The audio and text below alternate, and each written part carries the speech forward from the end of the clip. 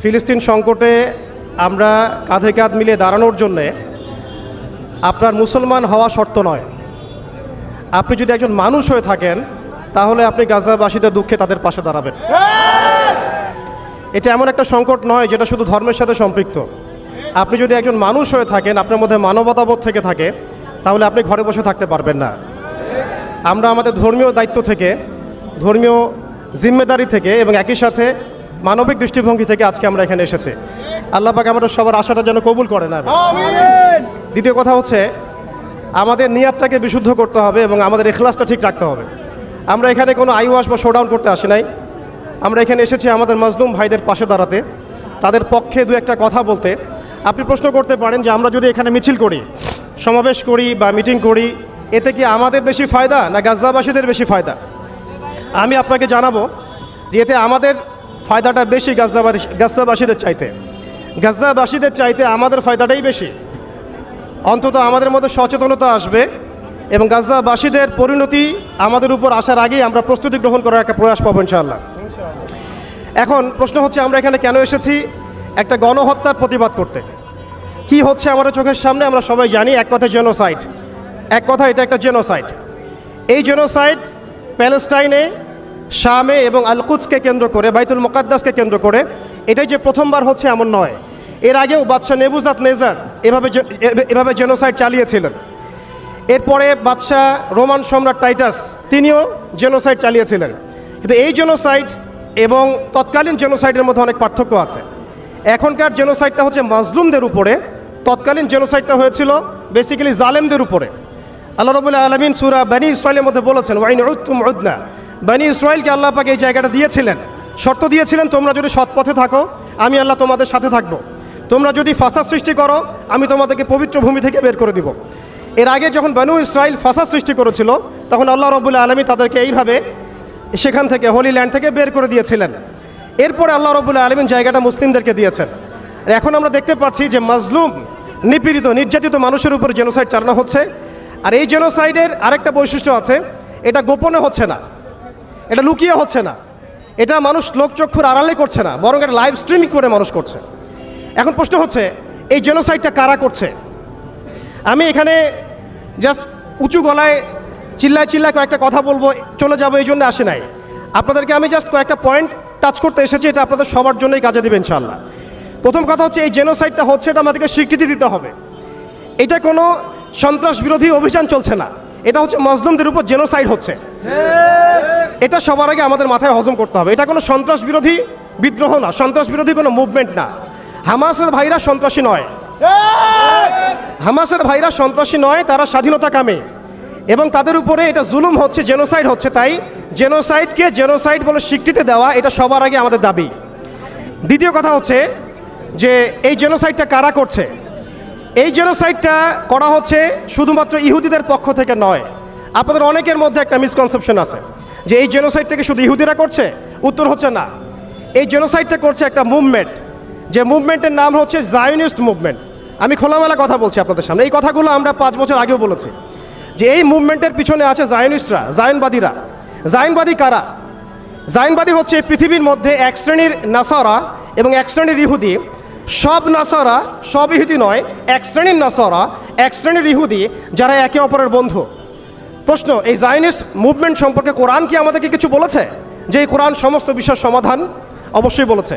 আপনি যদি সূরা মাইদার 51 নম্বর আয়াতটা খোলেন, 51 ভার্স নম্বর 51, আপনি দেখবেন আল্লাহ পাক বলেছেন, বা'দা আউযু বিল্লাহি মিনাশ শাইতানির রাজীম, ইয়া আইয়ুহাল্লাযীনা আমানু, হে মুমিনগণ, লা তাত্তাখিযুল ইয়াহুদা ওয়ান নাসারা আউলিয়া, হে মুমিনগণ, হে বিশ্বাসীগণ, তোমরা ইহুদি এবং নাসারাদেরকে বন্ধুরূপে গ্রহণ করো না।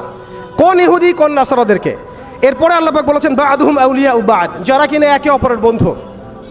সারা বিশ্বে আপনি দেখবেন ইহুদি এবং খ্রিস্টানদের মধ্যে একটা গ্রুপ আছে, একটা দল আছে যারা একে অপরের বন্ধু। এই মুভমেন্টের নাম হচ্ছে জায়নিস্ট মুভমেন্ট। আল্লাহ পাক তাদেরকে, আমাদেরকে বন্ধুরূপে গ্রহণ করতে নিষেধ করেছেন। আল্লাহ পাক বলেছেন বা'দুহুম আউলিয়া বা'দ, এরা একে অপরের বন্ধু। ওয়া মান ইয়াতাওয়াল্লাহুম মিনকুম ফাইন্নাহু মিনহুম, হে মুমিনগণ, তোমাদের মধ্যে কেউ যদি ওদের সাথে হাত মিলাও তাহলে তোমরা তাদের অন্তর্ভুক্ত হবে, এই উম্মতের কেউ না তোমরা। বা'দুহুম আউলিয়া বা'দ, ফামান ইয়াতাওয়াল্লাহুম মিনকুম ফাইন্নাহু মিনহুম, তোমাদের মধ্যে কেউ যদি তাদের সাথে হাত মিলাও, বন্ধুত্ব করো, তোমরাও তাদের অন্তর্ভুক্ত। ইন্নাল্লাহা লা ইয়াহদিল কওমা যালিমিন। আর আল্লাহ পাক এই জালেমদেরকে হেদায়েত করবেন না বা করেন না। আল্লাহ পাক কোরআনে জায়নিস্ট মুভমেন্টের দলিল দিয়েছেন। এই জায়নিস্ট মুভমেন্ট ফর্ম করা হয়েছিল একদম 1900 সালের আগে, 1800 সাল থেকে 1900 সালের মধ্যেই এই জায়নিস্ট মুভমেন্টটাকে ফর্ম করা হয়েছে। তাদের মূল উদ্দেশ্য কি? তাদের এজেন্ডাটা কি? তারা কি শুধু গাজা চায়? তারা কি শুধু রফাহ চায়? তারা কি শুধু প্যালেস্টাইন এবং আল আকসা চায়? এটাও ভুল ধারণা। তারা শুধুমাত্র এই এতটুকু অঞ্চল চায় না। এই জায়নিস্টরা বেসিক্যালি চায়, they want to rule the world. তারা পুরো বিশ্বকে শাসন করতে চায়। They want to rule the world. তারা পুরো বিশ্বকে শাসন করতে চায়। কেন চায়? কারণ তারা প্রত্যাশা করছে, তারা বসে আছে এই অপেক্ষায় যে তাদের একজন মাসিহ আসবে। তারা বলে মিসায়া, তাদের একজন মিসায়া আসবে। যেই মিসায়া যদি আসে তাহলে তারা বাইতুল মুকাদ্দাস থেকে আবারও পুরো বিশ্বকে শাসন করবে, ঠিক যেমন সুলাইমান এবং দাউদ আলাইহিস সালামের সময় তারা বিশ্বকে শাসন করত। এটা তাদের বিকৃত ধর্মগ্রন্থ তালমুদের মধ্যে লেখা আছে। এই এজেন্ডাকে বাস্তবায়ন করার জন্য তারা এগিয়ে যাচ্ছে এবং তারা এই মিসায়ার জন্য তাদের মঞ্চটাকে প্রস্তুত করছে। আপনি যদি মনে করেন গাজা দখল করলেই তাদের এই সন্ত্রাসবাদ থেমে যাবে, আপনি ভুল করছেন। যতক্ষণ পর্যন্ত তারা বিশ্বকে নিয়ন্ত্রণ না করছে, বিশ্বকে শাসন না করছে, তারা ক্ষান্ত হবে না। এবং তাদের মূল রাজনৈতিক পটভূমি এবং ভৌগোলিক অবস্থানটা কি হবে সেটাও তারা মেনশন করেছে। তারা চায় পুরো হোলি ল্যান্ডটা দখল করতে। এখন আপনি প্রশ্ন করতে পারেন যে ভাই হোলি ল্যান্ডটা কি? উত্তর হচ্ছে, হোলি ল্যান্ড হচ্ছে সেই জায়গা ইরাকের ইউফ্রেটিস নদী থেকে শুরু করে মিশরের নীল নদ পর্যন্ত। আই রিপিট, ইরাকের ইউফ্রেটিস নদী থেকে শুরু করে মিশরের নীল নদ পর্যন্ত এই পুরো জায়গাটাকে বলা হয় হোলি ল্যান্ড, অর্থাৎ পবিত্র ভূমি, আরদুল মুকাদ্দাসা। কোরআনে বলা হচ্ছে আরদুল মুকাদ্দাসা, ওদের স্ক্রিপচারে বলা হচ্ছে হোলি ল্যান্ড। তাদের মিসাকে ইহুদিরা বলছে মিসায়া এবং খ্রিস্টানরা নাসারারা বলছে অ্যান্টিক্রাইস্ট।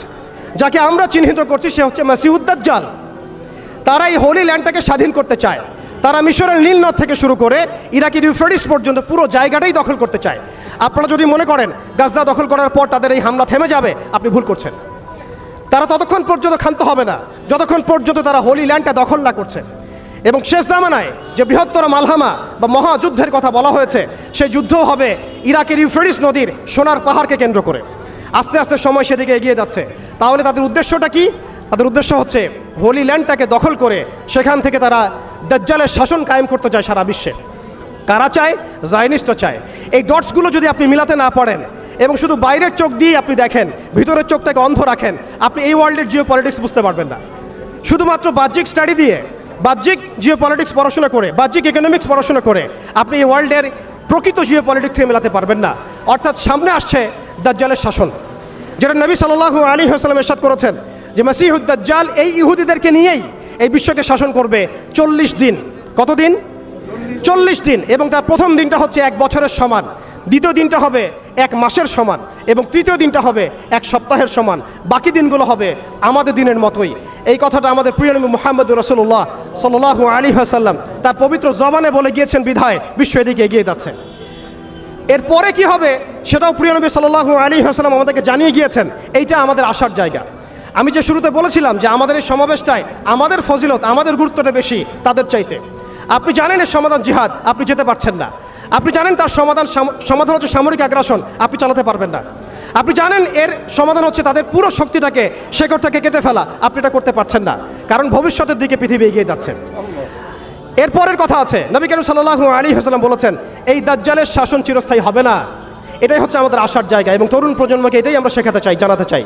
এই দাজ্জালের শাসনটা চিরস্থায়ী হবে না। নবী সাল্লাল্লাহু আলাইহি ওয়াসাল্লাম বলেছেন দাজ্জাল এবং তার অনুসারীরা যখন বিশ্বকে শাসন করার দিকে এগিয়ে যাবে, আল্লাহ রাব্বুল আলামিন তাওহীদপন্থীদের এই কালিমার পতাকার কাফেলা গঠন করবেন ইনশাআল্লাহ। এবং এই কাফেলার মধ্যেই থাকবে ইমামুল মাহদি ইনশাআল্লাহু আযজা ওয়া জাল। এবং তিনি বলেছেন নবী সাল্লাল্লাহু আলাইহি ওয়াসাল্লাম ফালা নি'মাল আমিরু আমিরুহা ওয়া লা নি'মাল জাইশু যালিকাল জাইশ। কতই না উত্তম হবেন সেই আমির এবং কতই না উত্তম হবেন সেই সেনাবাহিনী। তোমরা যদি বরফের উপর সাঁতার কেটেও হয় তবুও সেই জাইশের মধ্যে যোগ দিও। এটা আমাদের সামনে আসতে যাচ্ছে। পৃথিবীর প্রত্যেকটা জায়গায় আপনি দেখবেন তাওহীদপন্থীদের কাফেলা গঠন হবে, ইসলামী রাষ্ট্রগুলো দাঁড়িয়ে যাবে ইনশাআল্লাহ। আপনি দেখেন সিরিয়া পরিবর্তন হচ্ছে, আপনি দেখেন আফ্রিকা পরিবর্তন হচ্ছে, আপনি দেখেন বাংলাদেশ পরিবর্তন হচ্ছে, আপনি দেখেন প্রজন্মের চোখের মধ্যে তাওহীদের ক্ষুধা, আপনি দেখেন প্রজন্মের চোখ জলজল করছে, তারা ইমানের দিকে আসছে, আমলের দিকে আসছে, ইসলামের দিকে আসছে। সময়, time is closing down to the আখিরুজ জামান ইনশাআল্লাহু আযজা ওয়া জাল। এখন কথা হচ্ছে ইমামুল মাহদির বাহিনী এই দাজ্জালের বাহিনীর সাথে যুদ্ধ করতেই থাকবে করতেই থাকবে করতেই থাকবে, কিন্তু শেষ পর্যন্ত ইমামুল মাহদির হাতে দাজ্জালের মৃত্যু লেখা হবে না। আল্লাহ রাব্বুল আলামিন এই মিথ্যা মাসিহকে মেরে ফেলার জন্য, ধ্বংস করার জন্য আসমান থেকে সত্যিকারের মাসিহ ঈসা আলাইহিস সালামকে পাঠাবেন এই সিরিয়ার মধ্যেই ইনশাআল্লাহ। এই কথাগুলো আমাদের অনেক ভাই বুঝেন না, অনেক ভাই জানেন না, স্টাডি করতে চান না, তারা শুধুমাত্র একটা হাইপকে কেন্দ্র করে কথা বলতে চান। বিশ্ব এদিকে এগিয়ে যাচ্ছে, আমরা এখানে শুধু হাইপ তুলতে আসি নাই, আপনাদেরকে জানাতে এসেছি, বোঝাতে এসেছি যে আস্তে আস্তে বিশ্ব কোন দিকে যাচ্ছে এবং আমাদের করণীয় কী হবে। এবার আসেন, এটা ভবিষ্যৎবাণী শুধু নয়, নবী সাল্লাল্লাহু আলাইহি ওয়াসাল্লামের অকাট্য ভবিষ্যৎবাণী। তিনি বলেছেন ঈসা আলাইহিস সালামের হাতে যেই ফিলিস্তিনে আজকে মজলুম বোনদেরকে শহীদ করা হচ্ছে, বাচ্চাদের মাথার খুলি উড়িয়ে দেওয়া হচ্ছে, আমাদের ভাইদেরকে জীবন্ত পুড়িয়ে মারা হচ্ছে, ওই ফিলিস্তিনে লিখে রাখেন আপনারা, মিডিয়া দিয়ে প্রচার করে দিয়েন, এই ফিলিস্তিনের বাবে লুদ নামক জায়গায় তাদের মিসায়া, তথাকথিত মিসায়া মাসিহুদ দাজ্জালকে ঈসা আলাইহিস সালাম হত্যা করবেন ইনশাআল্লাহ। পৃথিবীর কোনো শক্তি, কোনো ন্যাটো, কোনো ইউনাইটেড নেশনস, কোনো ইউরোপিয়ান ইউনিয়ন, কোনো IMF, কোনো ওয়ার্ল্ড ব্যাংক, কোনো সাম্রাজ্যবাদী শক্তি এই ভবিষ্যৎবাণীকে ঠেকাতে পারবেন ইনশাআল্লাহ। আপনি ওদেরকে চেষ্টা করতে দেন, সারা পৃথিবীর সমস্ত মুসলমানকে যদি এখন তারা মেরে ফেলে, তবুও এই অকাট্য ভবিষ্যৎবাণী ইনশাআল্লাহ তাআলা তারা পাল্টাতে পারবে না। এটা আমাদের আশার জায়গা, এটাই হচ্ছে চূড়ান্ত বিজয়। এবং ঈসা আলাইহিস সালামের হাতে আগামী 40 বছর লিখে রাখেন আপনারা, এরপরের 40 বছর ওই বাইতুল মুকাদ্দাস থেকেই সারা বিশ্বে ইসলামী খিলাফা কায়েম হবে ইনশাআল্লাহ। যে খিলাফা শব্দটা এখন রাজনৈতিকভাবে আপনারা নিতে পারেন না, হজম করতে পারেন না। আমি জানি আপনারা জানেন না, অনেকেই এটা অজ্ঞতার কারণেও হতে পারে, তারা হয়তো জানেন না, আমরা জানাতে এসেছি। এই যে খিলাফা শব্দটা তারা নিতে পারে না, এই খিলাফাই হবে পৃথিবীর শেষ শাসন ইনশাআল্লাহ তাআলা। এই খিলাফা দিয়ে বিশ্ব শুরু হয়েছিল, এই খিলাফা দিয়েই বিশ্ব শেষ হবে। ঈসা আলাইহিস সালাম 40 বছর ওই জেরুজালেম থেকেই এই বিশ্বকে শাসন করবেন ইনশাআল্লাহ তাআলা। এটা লেখা হয়ে গেছে, কুদিয়াল আমর, এটা কেউ চেঞ্জ করতে পারবে না।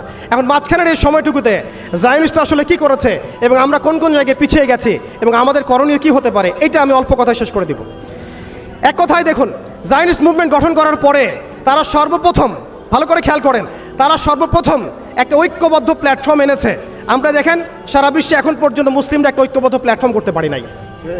তারা ঐক্যবদ্ধ একটা প্ল্যাটফর্ম করেছে এবং সেই প্ল্যাটফর্মকে কেন্দ্র করে তারা সবার আগে খেলাফত ব্যবস্থাকে ধ্বংস করেছে, অটোম্যানদেরকে তারা পরাজিত করেছে।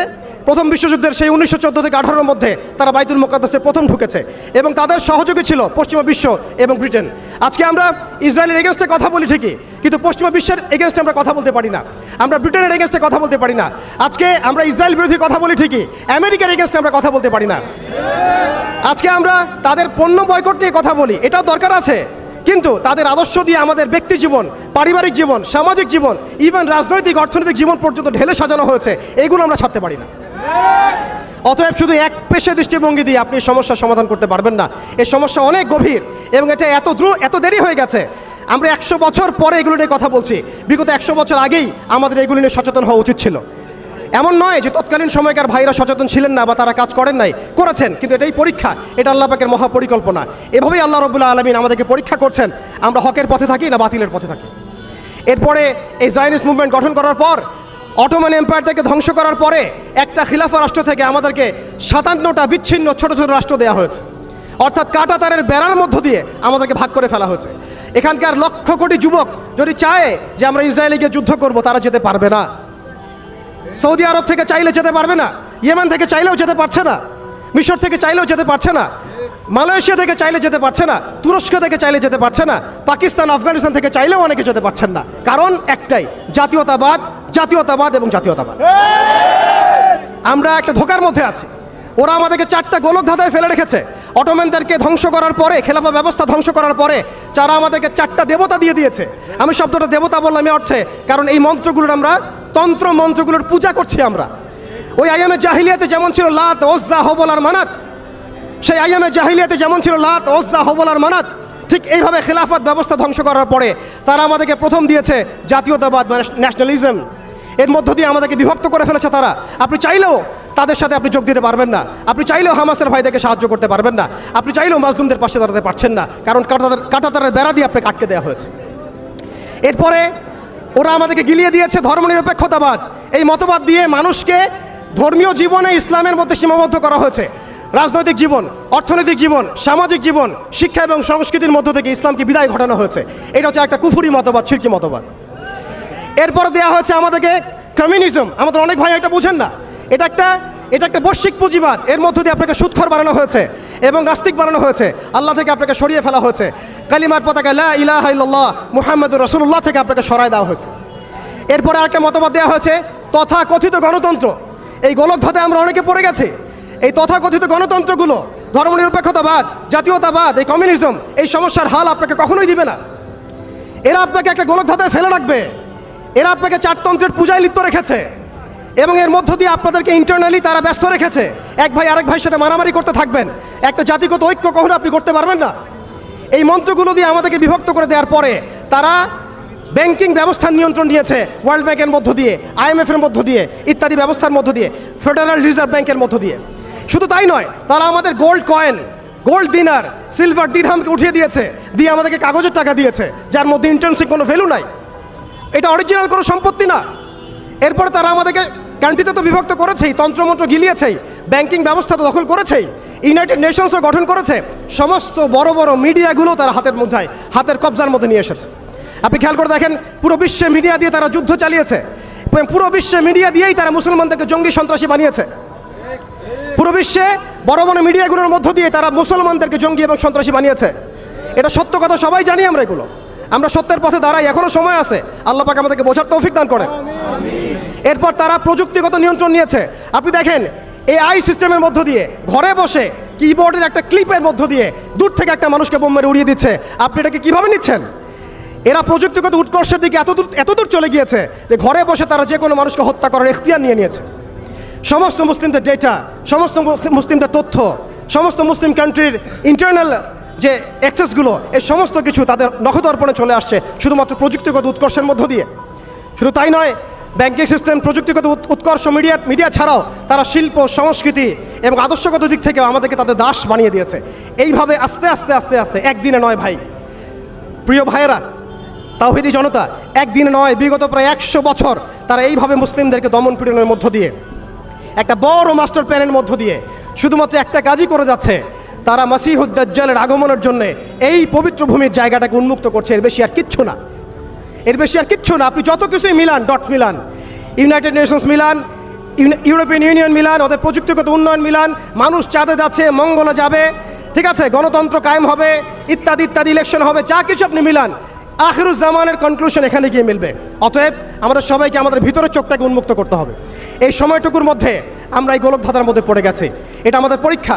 এর মধ্যে শুধু 100 বছরে একবার দুইবার নয়, দফায় দফায় আমরা ক্যালকুলেশন করেছি, প্রায় 300 থেকে 400টা জেনোসাইড তারা ঘটিয়েছে এই গাজার মধ্যে, এই রাফার মধ্যে, এই ফিলিস্তিনের মধ্যে, এই বাইতুল মুকাদ্দাসের আশেপাশের জায়গাগুলোর মধ্যে। বিশ্ব মিডিয়া নীরব। আপনি বলেন, অনেস্টলি বলেন, তাদেরকে সহযোগিতা করেছে কারা? পশ্চিমারা। তাদেরকে অস্ত্র দিয়েছে কারা? ব্রিটেন। তাদেরকে সামরিক সহযোগিতা কে দিয়েছে? এই আমেরিকা। তাদেরকে ব্যাংকিং সিস্টেম কে দিয়েছে? এই পশ্চিমারাই। তাদেরকে মারণাস্ত্র তুলে দিয়েছে কারা? শিশুদেরকে বম্বি করার এখতিয়ার কারা দিয়েছে? তাদেরকে কারা এইভাবে শক্তিশালী করেছে?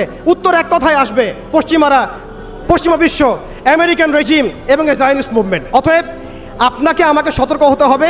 আমরা শুধুমাত্র যেন ইসরায়েলকে আমাদের শত্রু হিসেবে চিহ্নিত না করি, বরং ইসরায়েলের সাথে যারাই হাত মিলিয়েছে এবং যারাই তাকে বন্ধুরূপে গ্রহণ করেছে, এই শত্রুদেরকেও আমাদেরকে শত্রু হিসেবে চিহ্নিত করতে হবে। একটা কথা স্পষ্ট করে জেনে রাখবেন, আপনার শত্রু এবং আপনার শত্রুর বন্ধু আমার শত্রু। আমাদের শত্রু যেমন আমাদের শত্রু, ঠিক আমাদের শত্রুর বন্ধু আমাদের শত্রু। আপনাদেরকে আরও একটা কম সম্পর্কে সতর্ক করে রাখি, যেই কম তাদের সাথে হাত মিলিয়েছে এবং আমরা দেখতে পাচ্ছি যে তারাও সেখানে সৈন্য পাঠিয়েছে এবং তারা গর্ব করে বলছে যে আমাদের 6,500 সৈন্য সেখানে যুদ্ধ করছে। আমি এটা বলতে চাই নাই, কিন্তু আমি আপনাকে বলতে বাধ্য হলাম। দেখুন, আপনি অমুসলিম হন, আমার কোনো আপত্তি নাই, কিন্তু আপনি মাজলুমদের পক্ষ নেন, জালেমের পক্ষ নিয়েন না। আশা করা যায় আপনি যদি মাজলুমদের পক্ষ নেন, আল্লাহ চাইলে কোনো না কোনো দিন আল্লাহ আপনাকে হেদায়েত দিতে পারেন। আপনাকে স্পষ্ট করে কথা বলা শিখতে হবে। আল্লাহ রাব্বুল আলামিন বলেছেন, লাতাজিদান্না আশাদ্দান নাস আদাওয়াতাল লিল্লাযিনা আমানুল ইয়াহুদ ওয়াল্লাযিনা আশরাকু। এর আগের আয়াতে শুনেছেন ইহুদি এবং নাসারা একে অপরের বন্ধু। এই আয়াতে সূরা মাইদার এই 82 নম্বর আয়াতে আল্লাহ পাক বলেছেন যে আরও একটা কওম আছে, যেই কওম মুসলিমদের সাথে সবচেয়ে বেশি শত্রুতা পোষণ করে। এক নম্বর কওম হচ্ছে ইহুদি এবং দ্বিতীয় কওম হচ্ছে মুশরিকিন, যারা মুশরিক। আপনি দেখুন সারা ওয়ার্ল্ডে এখন ইসরায়েলের সবচেয়ে বড় বন্ধুরাষ্ট্র কারা? বলুন, ইসরায়েলের সবচেয়ে বড় বন্ধুরাষ্ট্র কারা? আপনার বাড়ির পাশে নব্য ইসরায়েল। আমরা বড় ইসরায়েল সম্পর্কে সচেতন আছি কম বেশি, কিন্তু আপনার ঘরের পাশেই নব্য ইসরায়েলে জন্ম হয়েছে, এই ব্যাপারে আমাদের সচেতনতা নাই। তারা সংসদ ভবনে তাদের সংসদে ফখর করে বলছে যে আমরা 6,500 সৈন্য পাঠিয়েছি, আমাদের হয়ে যুদ্ধ করছে। নাউজুবিল্লাহি মিন যালিক। তার মানে আপনারা প্রমাণ করলেন। আচ্ছা বলেন, খ্রিস্টানদের সাথে না হয় তাদের সম্পর্ক আছে, তারা আহলে কিতাব, আপনাদের সাথে তাদের কি সম্পর্ক? খ্রিস্টানদের সাথে না ইহুদিদের একটা সম্পর্ক আছে, তারা আহলে কিতাব দাবি করে তারা, কিন্তু আপনাদের সাথে যারা পৌত্তলিক তাদের সাথে এই ইহুদিদের কি সম্পর্ক?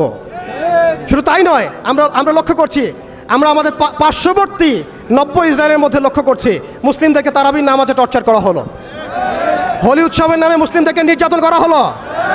আমরা দেখলাম সেখানে গরুর মাংস বহন করার অপরাধে পিটিয়ে মুসলিমকে হত্যা করা হয়েছে। লক্ষ লক্ষ একর জমি যেগুলো আমরা ওয়াকফ করেছিলাম, সেই জমিগুলোকে রাষ্ট্রীয়ভাবে বাজেয়াপ্ত করা হয়েছে। আমি যদি একটা জমি মাদ্রাসায় দান করি, আপনার কোন এখতিয়ার আছে সেটাকে আপনি রাষ্ট্রীয় বাজেয়াপ্ত করতে পারেন? এখানে মানবতা কোথায়? এখানে গণতন্ত্র কোথায়? এখানে এই ইউনাইটেড নেশনস কোথায়? ইউরোপিয়ান ইউনিয়নগুলো কোথায়? আপনাদের এই সব তথাকথিত তন্ত্রমন্ত্রগুলো এবং তথাকথিত মতবাদগুলো একটা এজেন্ডাই বাস্তবায়ন করছে, তারা পুরো বিশ্বে শুধু দাজ্জালের শাসন কায়েম করতে চায়।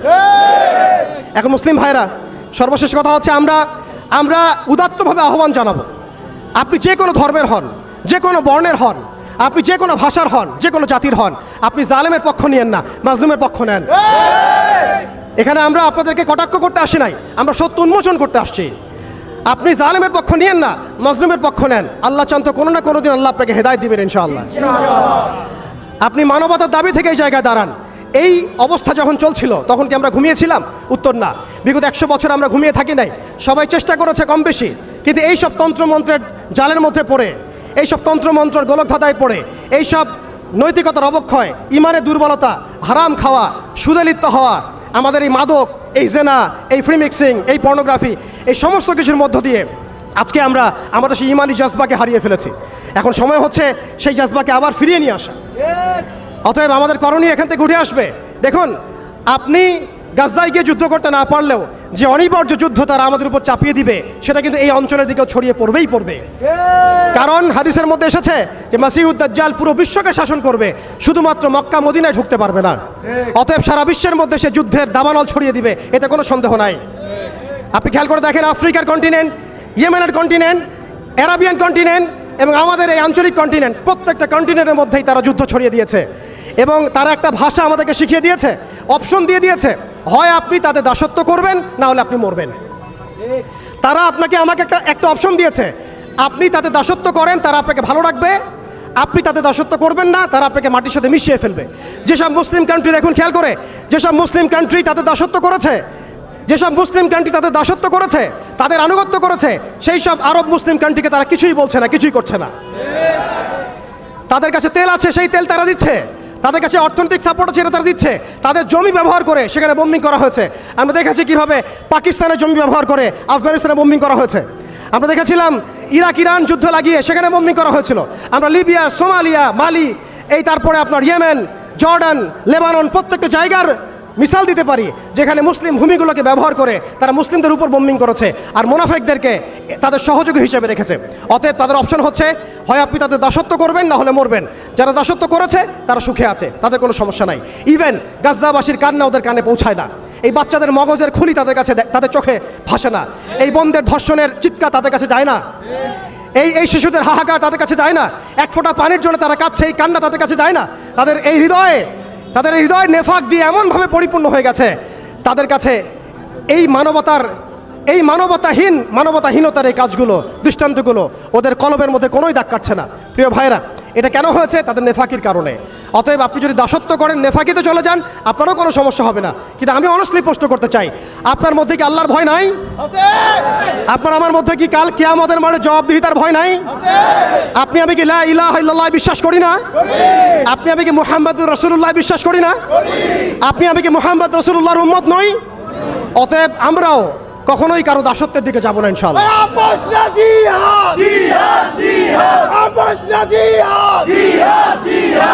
আমরাও ইনশাআল্লাহ তাআলা কোশ্চিন কালে এই জায়নিস্ট মুভমেন্টের, এই পশ্চিমাদের এই দাজ্জালের অনুসারীদের দাসত্বের মধ্যে কখনো যাবো না ইনশাআল্লাহ। তারা আমাদেরকে অপশন দিয়েছে, হয় দাসত্ব করো না হলে মরো। আমরাও বলে দিব আমরা ইনশাআল্লাহ তাআলা শহীদ হয়ে যাব, তবু তোমাদের দাসত্ব করবো না ইনশাআল্লাহ। দাসত্ব না স্বাধীনতা, দাসত্ব না জালালি। প্রিয় ভাইরা, আমি আর লম্বা করছি না, আমি শেষ করে দিচ্ছি। আর অল্প অল্প কিছু কথা বলবো আপনাদেরকে। দেখুন, আমাদের করণীয় কি হতে পারে? আমাদের প্রথম করণীয় হচ্ছে ভাই আপনার আমার সচেতনতা তৈরি করা। আপনি আমি এখনো ঘুমাচ্ছি। তারা বিশ্বকে গ্রাস করার ষড়যন্ত্র করেছে বিগত 200 বছর থেকে। আমরা ঘুমিয়ে আছি। আপনি মনে করবেন না এই ফেতনাগুলো বাংলার মাটিতেও আসবে না, একদিন না একদিন অবশ্যই আসবে, দেখে নিন। আমি বলে দিচ্ছি এই ফেতনাগুলো বাংলার মাটিতেও অবশ্যই আসবে ইনশাআল্লাহ, দেখে নিন আপনারা। এবং সারা বিশ্বকে গ্রাস করার যে পায়তারা তারা করেছে, এটা নতুন কোনো এজেন্ডা নয়, এটা ওদের সুদূর প্রসারী 100 বছরের প্ল্যান। আমাদেরকেও একটা সুদূর প্রসারী পরিকল্পনা করে আগাতে হবে। শুধু আবেগ দিয়ে, একদিনের শোডাউন দিয়ে, একটা লং মার্চ দিয়ে, একটা মিছিল দিয়ে, একটা পতাকা উড়িয়ে আপনি সমস্যার সমাধান করতে পারবেন না। সবার আগে আমাদেরকে সচেতন হতে হবে, হীনমন্যতা ত্যাগ করতে হবে, নবী সাল্লাল্লাহু আলাইহি ওয়াসাল্লামের সেই ভবিষ্যৎবাণীর দিকে চোখ রাখতে হবে, এবং সামনে যে মুসলিমদের হাতে বিশ্ব আসবে এই ইস্তেকামত আপনার কলবের মধ্যে বদ্ধমূল থাকতে হবে। দ্বিতীয় বিষয় হচ্ছে আমাদের সবাইকে নৈতিকভাবে দীক্ষিত হতে হবে, ইমানের শিক্ষায় দীক্ষিত হতে হবে, সবাইকে জীবন নিয়ে সিরিয়াস হতে হবে, নিজের জীবনটাকে, আমলটাকে, আখলাকটাকে আল্লাহর জন্য ঢেলে সাজাতে হবে, নবী সাল্লাল্লাহু আলাইহি ওয়াসাল্লামের সুন্নাহ মাফিক জীবনযাপন করতে হবে। এর সাথে আমাদের রাষ্ট্র ব্যবস্থায় যারা আছেন, সরকারে যারা আছেন, প্রশাসনে যারা আছেন, সমস্ত ভাইদেরকে মহব্বতের সাথে দাওয়াত দিতে হবে। ইনশাআল্লাহ এই মানুষগুলোর মধ্যে থেকে দেখবেন আগামীর খালিদ বের হয়ে আসছে, এই মানুষগুলোর মধ্যে আগামীর ওমর বের হয়ে আসবে ইনশাআল্লাহ। আমাদের পুলিশ ভাইদেরকে, আনসারদেরকে, বিজিবিকে, সেনাবাহিনীকে, আমাদের ঊর্ধ্বতন কর্তৃপক্ষকে, এমনকি এমপি মন্ত্রী সবাইকেই এই বিশ্বের বর্তমান প্রেক্ষাপট সহ ভবিষ্যৎ এবং বাস্তবতাটাকে বোঝাতে হবে, দাওয়াতটাকে আমভাবে প্রচার করতে হবে।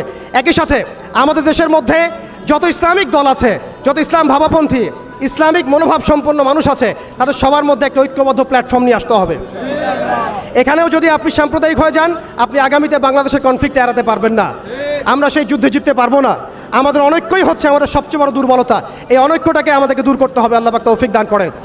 আমরা সর্বমহলে দাওয়াতের কাজ করব, সবাইকে আমভাবে দাওয়াত দিব, সারা বিশ্বের বর্তমান অবস্থা বুঝাবো, ভবিষ্যৎটা বুঝাবো এবং বাস্তবতাটাকে বুঝাবো ইনশাআল্লাহ। একই সাথে আমরা ঐক্যবদ্ধ হয়ে যাব, জীবন নিয়ে সিরিয়াস হয়ে যাব।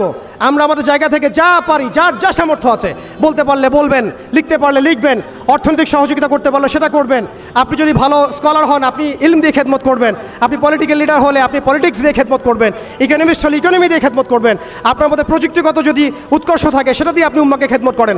যার মধ্যে আল্লাহ পাক যা দিয়েছেন তাই দিয়েই আমাদেরকে এই যুদ্ধে শরীক হতে হবে ইনশাআল্লাহ।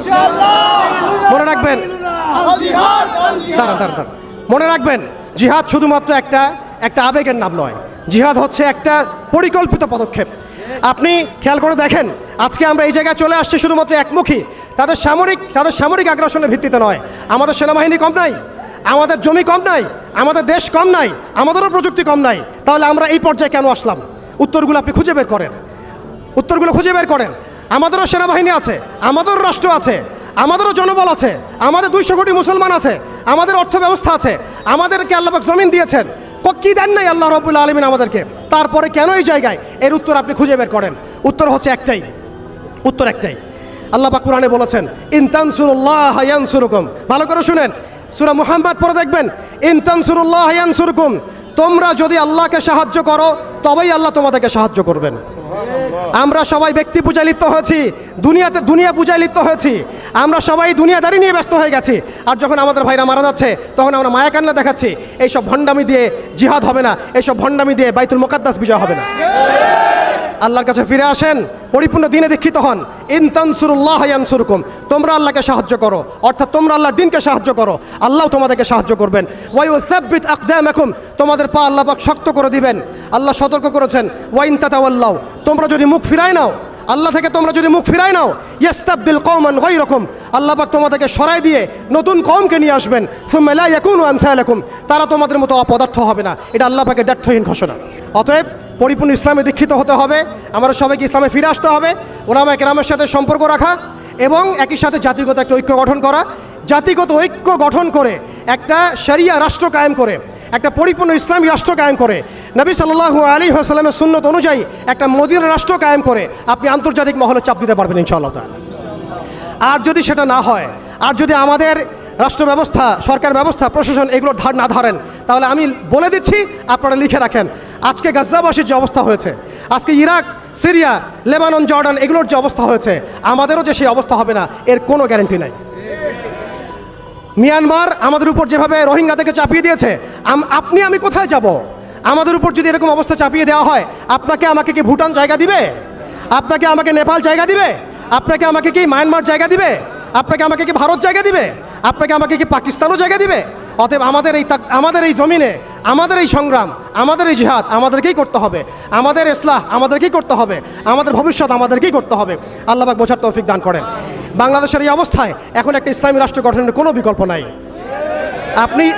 আপনি আমি চাইলে লক্ষ কোটি মুসলমানকে সেখানে চাপ প্রয়োগ করে পাঠাতে পারতাম যদি আমাদের ইসলামিক রাষ্ট্র থাকতো। আমাদের যদি একটা ইসলামী রাষ্ট্র থাকতো, তাহলে ওরা যেভাবে ইউনাইটেড নেশনস গঠন করেছে, এইভাবে আমরাও ইউনাইটেড মুসলিম নেশন গঠন করতে পারতাম। আমরা সেটা পারছি না। তারা যেভাবে ইউনাইটেড নেশনস গঠন করে সারা বিশ্বে মুসলিমদেরকে চাপ দিচ্ছে, ট্রাম্প কি বলছে আপনারা সবাই দেখছেন, মিডিয়া ভাই সবাই আছেন, স্পষ্ট ঘোষণা দিচ্ছে ওরা এখান থেকে বের হয়ে যাক, আমরা সেখানে বসতি স্থাপন করব। এটা কি মগের মূল্যক? ওরা কেন সেখান থেকে বের হয়ে যাবে? এই গাজ্জাবাসীরাই এই পৃথিবীর সবচেয়ে স্বাধীন মানুষ। তারা মৃত হয়েও তারা জীবিত, তারা সেখানে বোমের খোরাক হয়েও তারা সেখানে সম্মানিত। ইতিহাস তাদেরকে সম্মানের সাথে স্মরণ রাখবে ইনশাআল্লাহ, এবং জান্নাত এইসব শহীদ ভাইদেরকে দিয়ে ভরে যাবে ইনশাআল্লাহ। হতভাগ্য আমরা দাসত্বের মধ্যে পড়েছি, মুনাফিকের মধ্যে পড়েছি, আমরা কিছু করতে পারছি না। দুঃখ তো আমাদের, দুর্দশা আমাদের। আমরা কালকে আমাদের মাঠে আল্লাহর সামনে কি জবাব দিব এর ঠিক ঠিকানা আমাদের নাই। এই জন্য আমি শুরুতে বলেছিলাম, ক্ষতির মধ্যে আমরা আছি, তারা নাই। আমরা যে পরিমাণ ক্ষতির মধ্যে আছি সেই পরিমাণ ক্ষতিতে তারা নাই। তারা হাসতে হাসতে জান্নাতে চলে যাচ্ছে ইনশাআল্লাহ, এবং এরপরে তাদের বিজয় আসবে ইনশাআল্লাহ আযজা ওয়া জাল। অতএব একটা ইসলামিক রাষ্ট্রের দিকে আমাদেরকে যেতে হবে, ইউনাইটেড মুসলিম নেশন গঠন করতে হবে। ন্যাটোর বিকল্প চাই আমাদের, ন্যাটোর বিকল্প বাহিনী গঠন করতে হবে আমাদেরকে IMF এর এগেনস্টে আমাদের ব্যাংকিং সিস্টেম তৈরি করতে হবে, ওদের ওয়ার্ল্ড ব্যাংকের এগেনস্টে ওয়ার্ল্ড মুসলিম ব্যাংক তৈরি করতে হবে, ওদের প্রযুক্তিগুলোর বিরুদ্ধে আমাদেরকে প্রযুক্তি তৈরি করতে হবে, ওদের মিডিয়ার এগেনস্টে আমাদের এই ভাইদেরকে মিডিয়ার মধ্যে ঝাঁপিয়ে পড়তে হবে। আপনারা সবাই সব মিডিয়াগুলোকে ইসলামী মিডিয়া বানায় ফেলেন। ওরা আপনাদেরকে জুজুর ভয় দেখায়, সত্য থেকে পিছিয়ে ফেলে। আপনারা এদেরকে ভয় করবেন না, আল্লাহকে ভয় করেন।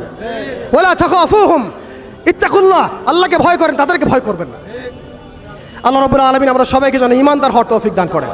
এইভাবে যখন আমরা একটা ঐক্যবদ্ধ শক্তি হতে পারবো ইনশাআল্লাহ, দেখবেন আজ হোক আর কার হোক, আমরা সেই মোবারক জাইশে অবশ্যই যোগ দিব, যেই জাইশ ইনশাআল্লাহ বাইতুল মুকাদ্দাসকে মুক্ত করবে, স্বাধীন করবে, বিজয় ছিনিয়ে আনবে ইনশাআল্লাহ।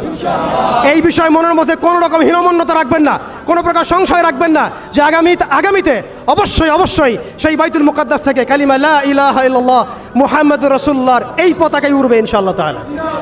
তারা এই পতাকাগুলোকে সরিয়ে ফেলতে চায়, তারা জাতীয়তাবাদের আদলে এই বিশ্বকে সাজাতে চায়, কিন্তু আল্লাহর রাসূল সাল্লাল্লাহু আলাইহি ওয়াসাল্লাম বলেছেন, এমন একটা কাঁচা বাড়ি, একটা পাকা বাড়ি বাদ থাকবে না যেই বাড়িতে কালিমা লা ইলাহা ইল্লাল্লাহ মুহাম্মাদুর রাসূলুল্লাহর পতাকা উড়বে না। এটা নবী সাল্লাল্লাহু আলাইহি ওয়াসাল্লামের ভবিষ্যৎবাণী।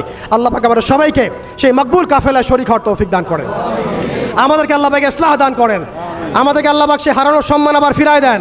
আমাদের সবাইকে আল্লাহ পাক আবারও সেই ঈমানদীপ্ত প্রজন্ম তৈরি করার তৌফিক দান করেন।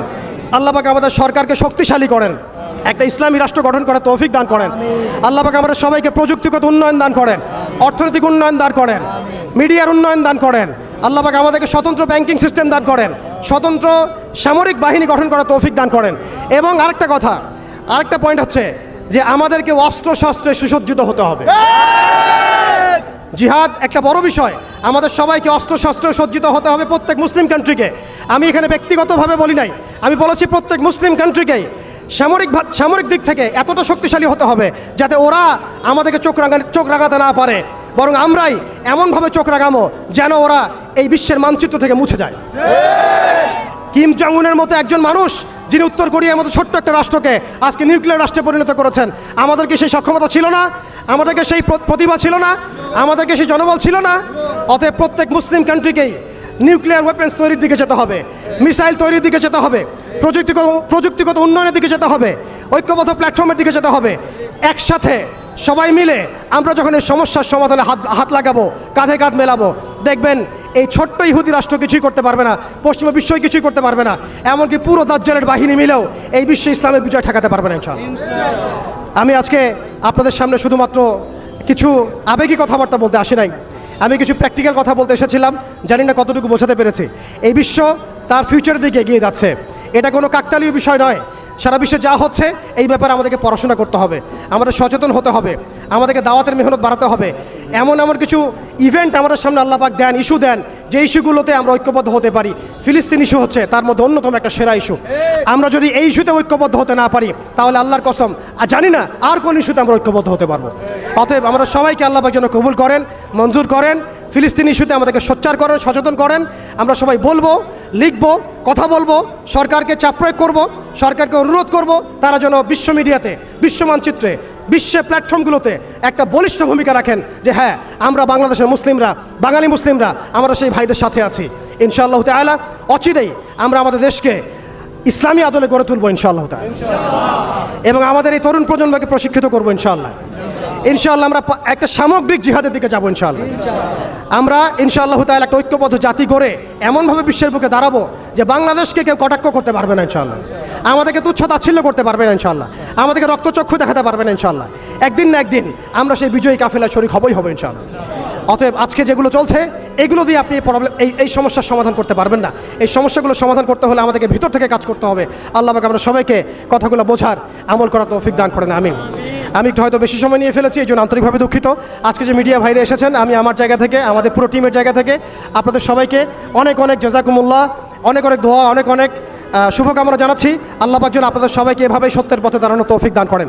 যে ভাইরা সময় দিয়েছেন, আজকেই আমাদের আহ্বানে সাড়া দিয়েছেন, মাত্র 4-5 ঘন্টার এই আহ্বানে আপনারা সবাইকে কবুল করেন, আমিন। আল্লাহ পাক বাংলাদেশের তরুণ প্রজন্মকে কবুল করেন, আমিন। আল্লাহ আপনি গাজ্জার ভাইদেরকে শহীদ হিসেবে কবুল করেন। আল্লাহ পাক আপনার গায়েবী নুসরত সেখানে নাজিল করেন। আল্লাহ পাক সেখানে গাজ্জার ভাই বোনদেরকে এমনভাবে নুসরত দান করেন যা কাফের মুশরিকরা চিন্তাও করতে পারবেন ইনশাআল্লাহ। আল্লাহ পাক আমাদেরকে জাতিগত ঐক্য দান করেন। আল্লাহ পাক আমাদেরকে একটা শক্তিশালী মুসলিম রাষ্ট্র গঠনের তৌফিক দান করেন, এবং এক পর্যায়ে ইনশাআল্লাহ তাআলা অদূর ভবিষ্যতে রাসূলুল্লাহ সাল্লাল্লাহু আলাইহি ওয়াসাল্লামের সেই ভবিষ্যৎবাণী বাস্তবায়নের সেই মোবারক জয়শে আমরা সবাইকে আল্লাহ পাক শরীক করেন, আমিন। হয় আমরা বাইতুল মুকাদ্দাসকে বিজয় করব অথবা শহীদ হয়ে যাব ইনশাআল্লাহ। হয় আমরা আল্লাহর জমিন, আল্লাহর দিন কায়েম করব, না হলে দিন কায়েম করতে করতে করতে করতে আমরা শহীদ হয়ে যাব ইনশাআল্লাহ। এছাড়া আমাদের জীবনের অন্য কোনো উদ্দেশ্য নাই। আর একটা কথা স্পষ্ট বলতে চাই, আমাদের গোপন কোনো এজেন্ডা নাই। আমরা কোনো বিচ্ছিন্ন জনগোষ্ঠী নই, এবং আমাদের কোনো গোপন এজেন্ডা নাই। আমরা সব কিছু উন্মুক্ত বললাম, খোলামেলা। আমরা চাই আল্লাহর জমিনে আল্লাহর দিন কায়েম হোক, এবং আমরা এই দাওয়াতটা সবাইকে আমভাবে দিতে চাই। আপনারাও আল্লাহর দিনে দীক্ষিত হন। আসেন আমরা সবাই কাঁধে কাঁধ মিলাই এই জালেম সভ্যতার বিরুদ্ধে দাঁড়াই। কারণ জালেম সভ্যতা কখনো আপনাকেও চিনবে না। আপনার প্রয়োজন ফুরিয়ে গেলে সে কালকে আপনার পিঠেও লাথি মারবে, সে কালকে আপনার পিঠেও ছুরি চালাবে, কোনো সন্দেহ নাই। অতএব দাজ্জাল এবং তার অনুসারীদেরকে বিশ্বাস করতে যাবেন না। দাজ্জাল এবং তার অনুসারীদের প্রতারণায় পা দিবেন না। দাজ্জাল এবং তার অনুসারীদের এই জুলুমের মধ্যে সহযোগী হবেন না। যদি হন, আল্লাহ আপনাকে ধ্বংস করে দিবেন, আর যদি না হন, আল্লাহ আপনাকে সম্মানিত করবেন ইনশাআল্লাহ।